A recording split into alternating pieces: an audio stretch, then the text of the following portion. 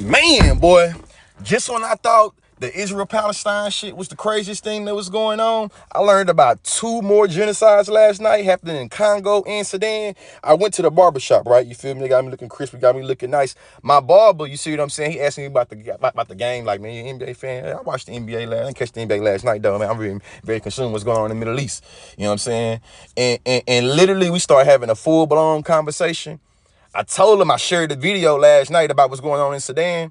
Bro told me he's Sudanese. You know what I'm saying? Fam told me he wanted to go back home, but he can't even go back home right now because everything is going on. When I tell y'all that the American government and the Western empires got their hands in conflicts all around the world, it really blow your mind. You see what I'm saying? It make me feel like as an American citizen, most of the clean water and most of the shit that I enjoy being in America, it literally comes at the expense of another individual or another, you know what I'm saying, a country or somebody else's sovereignty around the world. You feel me? And also make me feel like the whole idea, if you don't like it here, then leave. It showed me that it's cap. You see what I'm saying? And it showed me that when individuals say that, you have a lacking understanding about international relations in a way where you don't recognize that the American government, it can spread outside of the American territories. You see what I'm saying? The American government can reach out and touch your ass way outside of the confines of the American government. You see what I'm saying? I watched this video last night as well. You feel me? Where this Arab woman, you feel me, was talking about why the other Arab countries ain't came to help, you feel me, Palestine.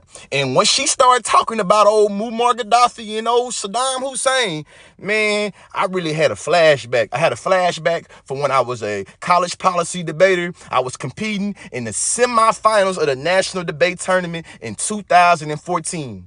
You feel me? We affirmative. We're going against Georgetown. We're going against both of these Andrews. You know what I'm saying? We couldn't stand these boys. You feel me? Now we probably grown now, whatever. Shout out to them. But when we was growing up, when we were in college, I couldn't stand these dudes. Man, I bust me a little Killer Mike flow, you feel me? Reagan, you know what I'm saying? When I was a debater, I was a performance debater, you know what I'm saying? That's what made me my debater, you feel me? Made my debate party made us unique, you see what I'm saying? We wasn't just giving our constructive speeches, you know what I'm saying? We was rapping and doing poetry. So I spit my little, you know what I'm saying, my little Ronald Reagan bar, you feel me? From Killer Mike, you know what I'm saying? He say something about, you know, Muammar Gaddafi. Georgetown, use it as a link. Our argument that year, that year in debate, the topic was presidential war powers shall be restricted.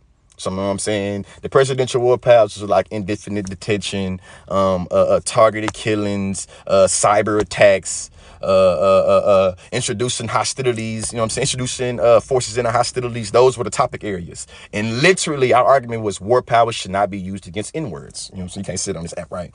So they asked us then cross-section, I was trying to figure out, so is Gaddafi considered an N-word? I ain't give them a clear answer. They literally made the argument and was like, hey, listen, man, you say no war power should be used against N-words. Well, we believe that if you say Muammar Gaddafi is an N-word, then he should have been killed. Which brings me to this thing right here, man. When the girl started talking about how the Arab world watched the ways in which America was able to swing that thing the way they wanted to and beat up whoever they wanted to and do whatever they wanted to, the rest of the Arab world took note. Muammar Gaddafi, he was the very complex figure, you know what I'm saying, dictator, Pan-Africanist, freedom fighter, progressive, you know what I'm saying, depending on who you talking to, that's what I'm saying, Gaddafi gonna probably change who they talking to, right? We seen this man get marched and paraded through the streets like a butchered pig. You see what I'm saying? He was the king of Libya. Do y'all know how Libya is right now?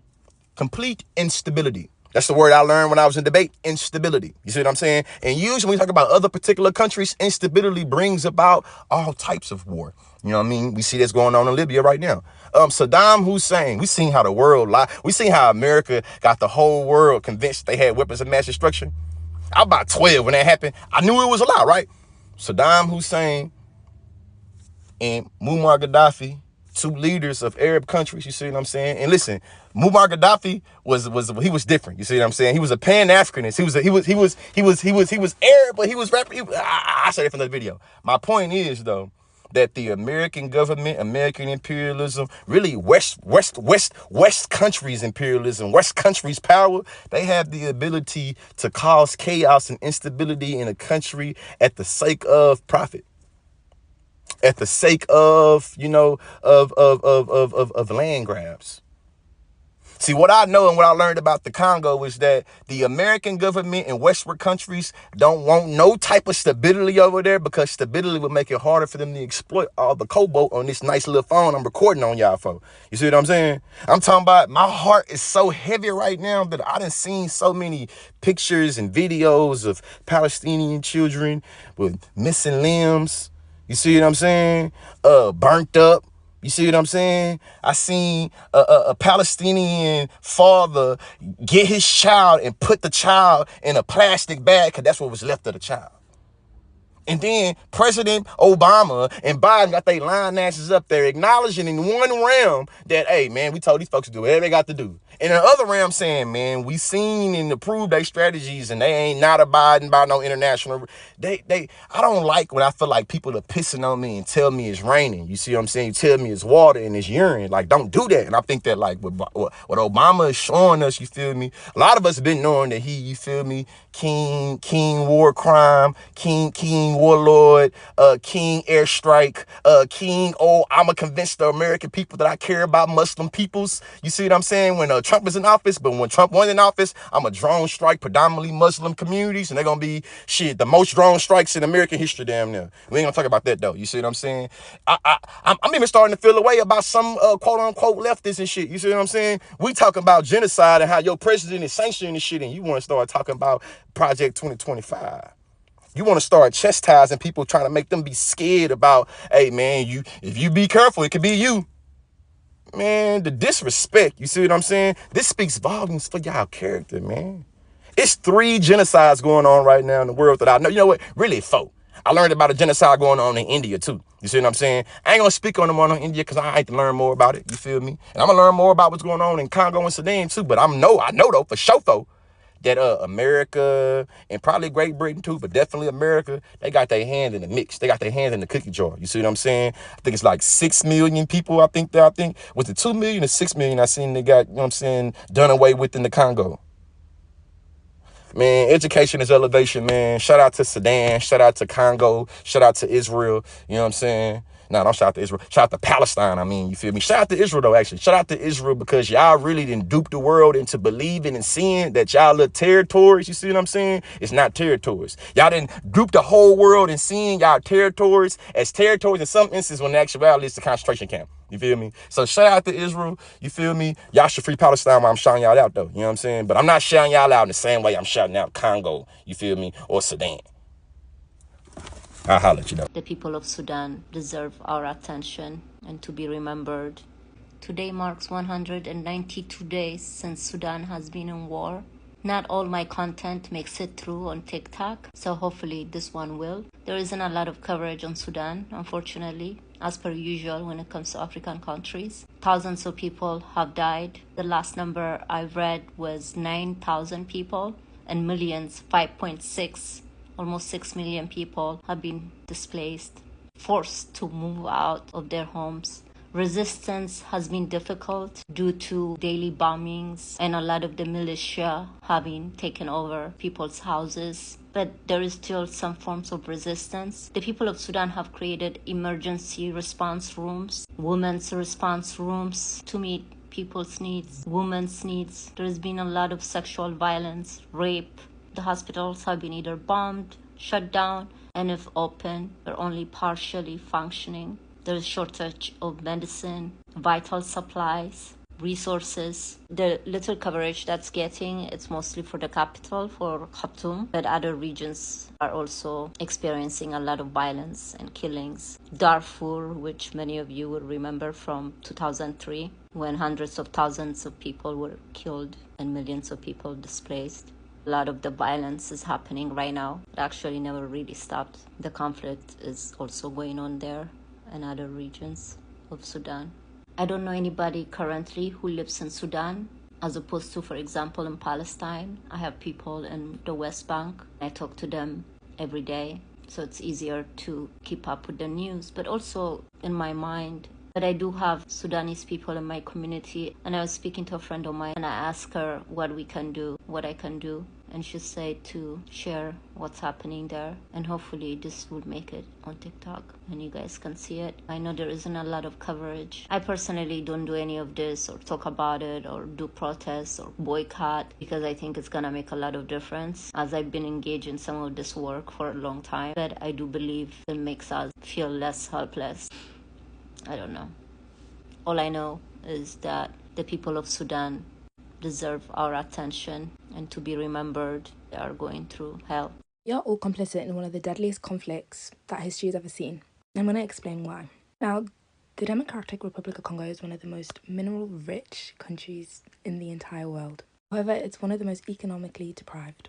Key mineral which is sourced here is coltan, which is used to power technology. If you have a phone, coltan's in it. A car, coltan. There's not a lot you can do without coltan. Now, while this should make Congo one of the richest countries in the world, it's not, because the industry here has been exploited by Western countries and neighbours such as Rwanda. Now, an estimated $1 million is lost every year due to smuggling from Rwanda. Rwanda backs an organisation called the M23, which has been responsible for the deaths of millions of Congolese people. The Rwandan army has deployed troops all over eastern Congo to help strengthen these M23 rebels and increase their hold over the coltan-producing regions in Congo.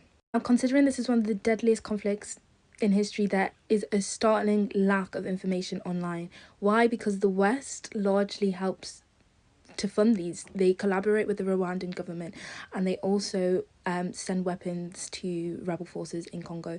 This is because if they keep the country unstable, they keep military insurgency going, the country is weakened, and a weakened country can be exploited. A united country can't.